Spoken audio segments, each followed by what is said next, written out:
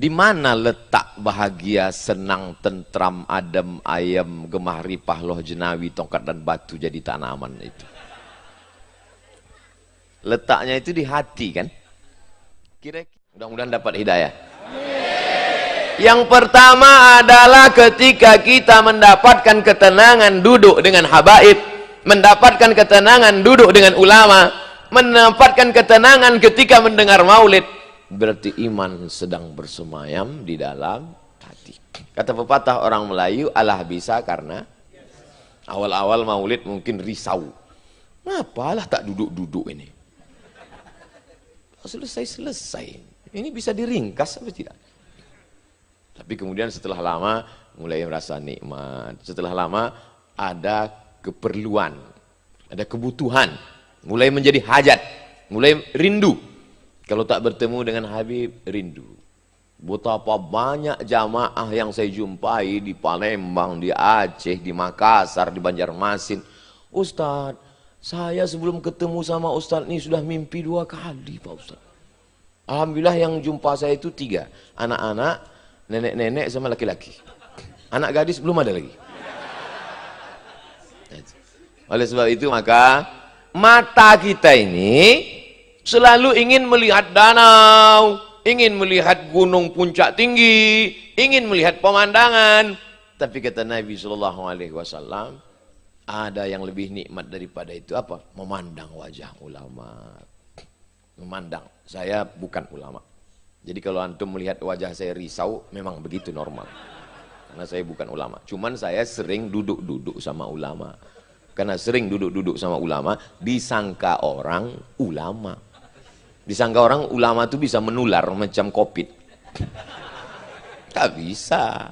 Cuman karena sering saya duduk, disangka orang ulama juga, padahal tidak. Sampai sekarang belum ada kartu Majelis Ulama Indonesia. Dai 200 Kemenak aja nggak masuk.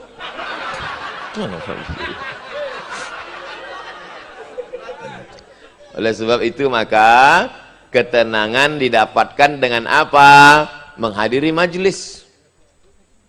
Datanglah orang ke kota Basrah di Irak.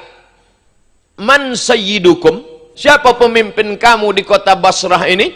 Penduduk Basrah menjawab, Al-Imam Al-Hasan Al-Basri. Pemimpin kami di kota Basrah ini Imam Al-Hasan Al-Basri. Bima sadakum? Ya pemimpin kamu? Iya. Dengan apa dia memimpin kamu? Apakah dia khalifah? Apakah dia Amirul Mukminin? Apakah dia panglima perang? Tidak. Dia bukan khalifah. Dia bukan Amirul Mukminin. Dia bukan panglima perang. Lalu dia memimpin kamu dengan apa? Bil ilmi. Akhadna minhu ilman walam ya'khudh minna syai'an. Kami ambil dari dia ilmu dan dia tak mengambil apa-apa dari kami. Itulah yang membuat hati kami tertawan dengan dia. Orang sebanyak ini berkumpul. Siapa yang mengumpulkan ini? Habib Umar As-Sagaf, Habib Umar Abdul Aziz. Apa kata Habib Mahdi? Kedua orang tua ini Ustadz Abdul Somad tak mengambil apapun dari mereka. Terwujudlah ucapan Sayyidina Imam Hasan Al-Basri yang 1300 tahun yang lalu terwujud rupanya ada di Palembang hari ini. Man sayyidukum? Habib Umar, Umarain, 2 Umar, Umar As-Sagaf, Umar Abdul Aziz. Bima sadakum? Dengan apa mereka berdua ini memimpin kamu?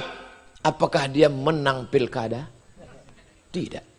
Karena kalau cuma menang pilkada, paling lama 2 periode. Itu pun kalau tak datang KPK. Tapi dia sudah menawan hati kami dengan kitab kuningnya. Al-Ajwibah Al-Ghaliyah fi Aqidatil Firqah An-Najiyah. Khatam kitab itu kami baca Pak Ustadz.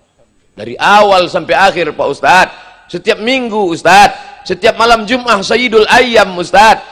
Dari jam 8 sampai jam 9 kami dengarkan. Tertawan hati kami.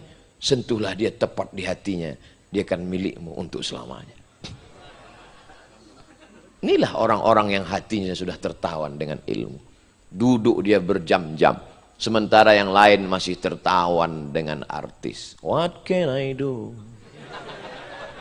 Yang lain masih tertawan dengan dunia. Duduk berjam-jam di kafe. Pertama diminum kopi, tak juga tenang. Mulai dicampur spiritus, mati.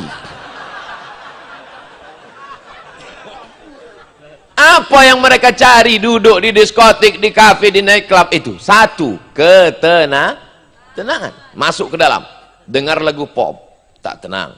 Agak kuat sedikit dangdut, makin tak tenang. Masuk lagu, makin tak tenang. Datang disc jockey, makin tak tenang. Dimakan pil anjing gila, baru agak tenang sedikit. Sakau, overdosis.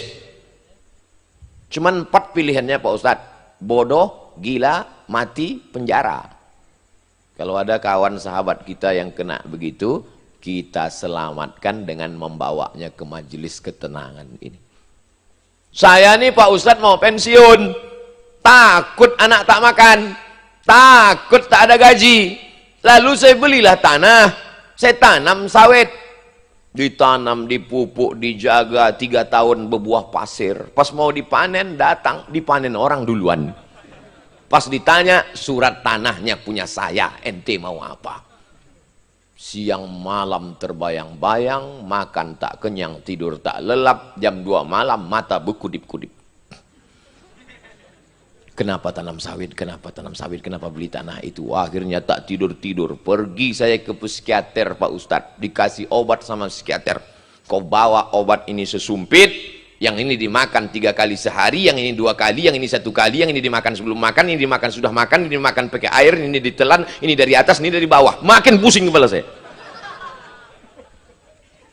Akhirnya adalah anak saya sekolah kuliah di Pekanbaru. Kata dia, ya ayo kita hadiri pengajian Ustadz ini. Datanglah saya dengar pengajian Ustadz. Saya udah tak tidur-tidur nih, kena penyakit insomnia. Begitu saya tengok Ustadz, saya dengar pengajian Ustadz, menguaplah saya. Sehat saya Pak Ustadz.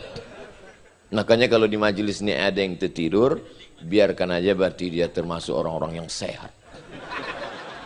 Berapa banyak orang jumpa psikiater, psikolog, tak bisa tidur karena risau. Naik mobil mewah, 5 miliar harganya, pintunya 1. Rupanya mobil ini makin mahal, makin sedikit pintunya. 2021 ini keluar mobil tak berpintu sama sekali. Mobil mahal, punya pesawat pribadi, jet pribadi, tak bisa tidur malam. Orang kita naik angkot kelewatan gang.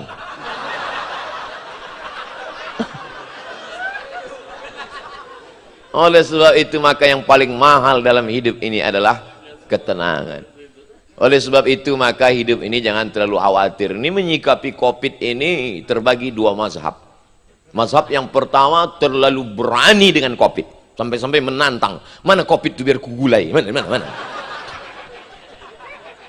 Yang satu lagi pula terlalu takut dengan COVID, sampai empek-empek pun dicuci pakai hand sanitizer. Terlalu takut dengan COVID. Sedangkan kita ini bukan khawarij, bukan pula jabariyah, tapi kita ahlus sunnah wal jamaah. Ada namanya al-kasbu wal ikhtiar. Kita tetap ada usaha. Saya sebelum di sini tadi dikasih tak berapa kali cuci tangan. Cuci tangan. Dulu biasanya asal cuci tangan tuh langsung makan. Ini enggak. Cuci tangan aja. Nah. Jadi kalau itu maka dipegang terus masker nih dari tadi. Mana tahu ada nanti yang membuli kan? Tak semua yang nonton ceramah kita ini mau mendengar, mau mencari-cari kesalahan. Nah itu tak pakai masker, masker. Ha?